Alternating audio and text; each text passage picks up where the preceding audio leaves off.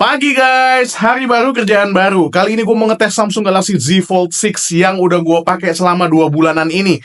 Thanks to Samsung Indonesia yang udah provide unit buat dites sama main lagi. Jadi ceritanya hari ini gue mau ke daerah Puncak buat nganterin anak gue untuk camping. Tapi kalau misalnya gue cuma nganterin doang itu kan kayak nanggung gitu ya. Sekalian aja gue ngetes si Samsung Galaxy Z Fold 6.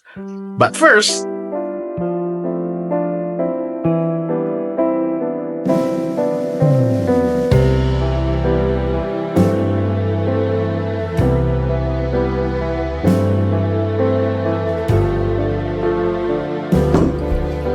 coffee. Jadi, dibanding Galaxy Z Fold 5 yang tahun lalu sempat gue review, gue lebih suka sama desain Galaxy Z Fold 6 sekarang.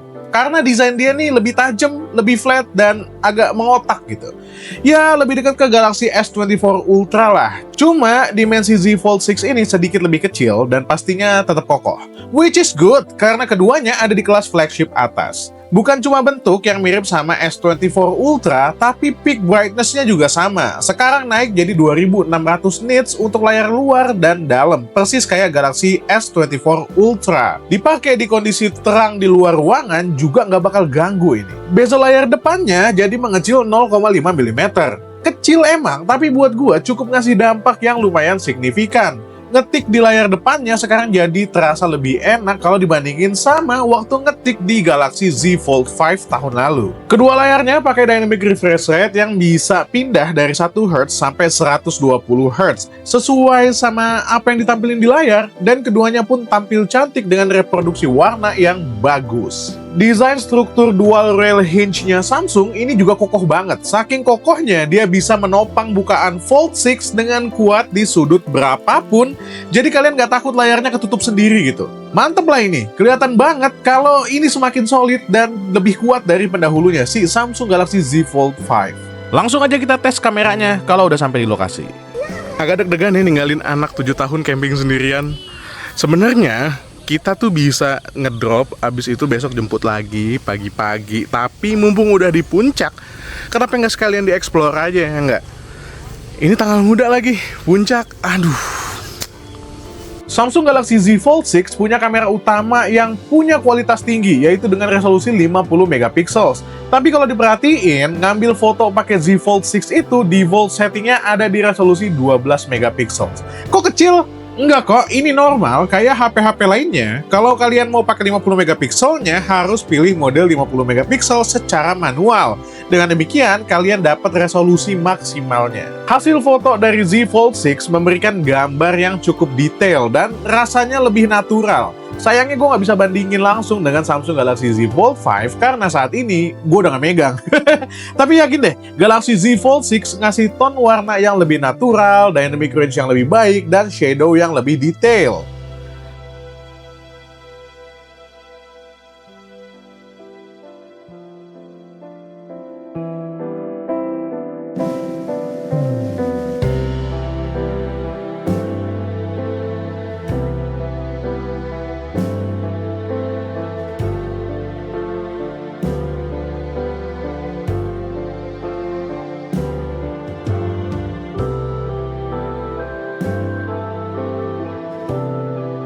Sensor ultrawide-nya disebut-sebut punya performa lebih bagus di kondisi minim cahaya ketimbang generasi sebelumnya. Buat gua, image processing-nya kali ini emang terasa lebih baik ketimbang Samsung Galaxy Z Fold 5.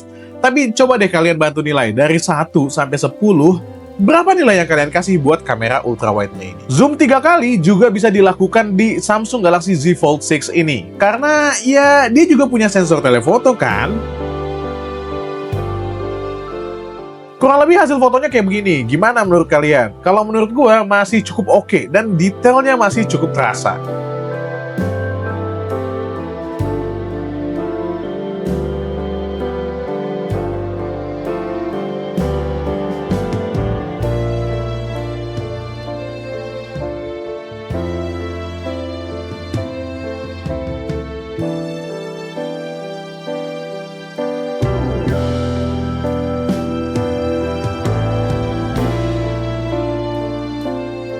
Kalau dibandingin antara ketiga kamera belakangnya, ini jelas ada slightly different processing gitu, alias warnanya nggak persis sama antara satu lensa dengan lensa yang lainnya.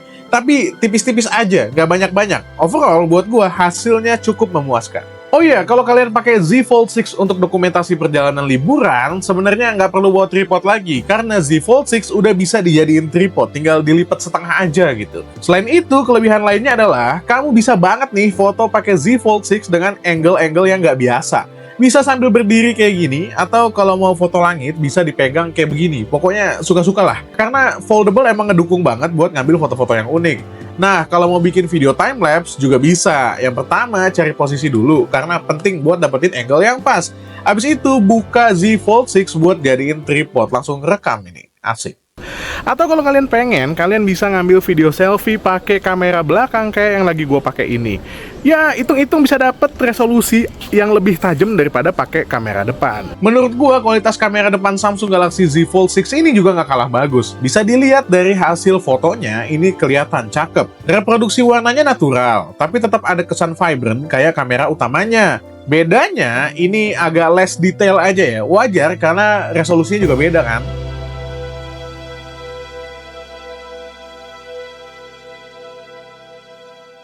Di atas layar dalam, sebelah kanan, ada kamera 4 megapiksel under display camera. Sejujurnya ya, ini kamera yang paling jarang gue pakai. Tapi ya tetap ada kegunaannya, dan hasilnya bisa dibilang cukup untuk dipakai meeting online misalnya. Atau ya sesekali ambil gambar kalau dibutuhin. Skenario meeting pakai kamera bagian dalam, itu hasilnya bakalan kayak begini. Kameranya ini support sampai Full HD 60 fps, dan perekaman kali ini gue menggunakan Full HD 30 fps. And then AI. Kita nggak bisa bahas Samsung Galaxy Z Fold 6 tanpa bahas fitur AI-nya yang banyak banget itu. Tapi kali ini yang mau gue bahas cuma fitur AI yang ada di kamera dan hasil perekamannya aja. Yang pertama, Photo Assist. Photo Assist sendiri sebenarnya bukan barang yang baru untuk AI di perangkat Samsung, karena sebelumnya udah ada Galaxy S24 Ultra dan di beberapa handphone terbaru Samsung juga udah masuk nih. Dengan Photo Assist, kita bisa ubah ukuran, hapus, mindahin posisi objek dalam foto, bahkan bisa perluas gambar dengan AI Generative Edit. Nah, kelebihannya kalau di Z Fold 6 ini, lo bisa ngedit dengan lebih leluasa, karena begitu dibuka ya, layarnya jadi lebar. Lo mau edit jadi lebih enak, mau tambah-tambah gambar juga enak coret-coretnya, apalagi kalau pakai tambahan S Pen. Sayangnya gue nggak punya S Pen. Layar lebar digabung sama AI emang cocok buat mancing kreativitas dan bikin foto jadi lebih unik, kayak dengan fitur Sketch to Image atau ya generative edit secara keseluruhan di Samsung Galaxy Z Fold 6. Kalau untuk video, ada fitur yang namanya Instant Slow Mo. Sekarang bikin video dengan efek slow motion jadi lebih gampang dan bisa langsung tekan aja di video yang kalian ambil, terus save deh jadi slow mo video. Ini gampang banget sumpah. Nggak perlu lagi aplikasi tambahan, dan jadinya kalian bisa bikin konten-konten ala-ala videographer profesional. Jadi gitu ya, hasil explore gue di puncak seharian pakai Samsung Galaxy Z Fold 6. Gimana kameranya menurut kalian? Menurut gue sih ini levelnya emang udah flagship banget. Buat kalian yang pengen beli Samsung Galaxy Z Fold 6, linknya ada di deskripsi atau klik yang ada di keranjang di bagian bawah. Itu tokonya udah gue kurasi ya, pakai toko-toko yang recommended. Jadinya insya Allah nggak bakal salah pilih toko ya. Next, kita bahas apanya lagi ya? AI atau gaming? Ini gaming bakalan menarik banget deh. Selesai, satu malam ninggalin anak camping. Sekarang lagi gue jemput nih. Mana ya dia ya? Itu dia tuh. Kara! Kara!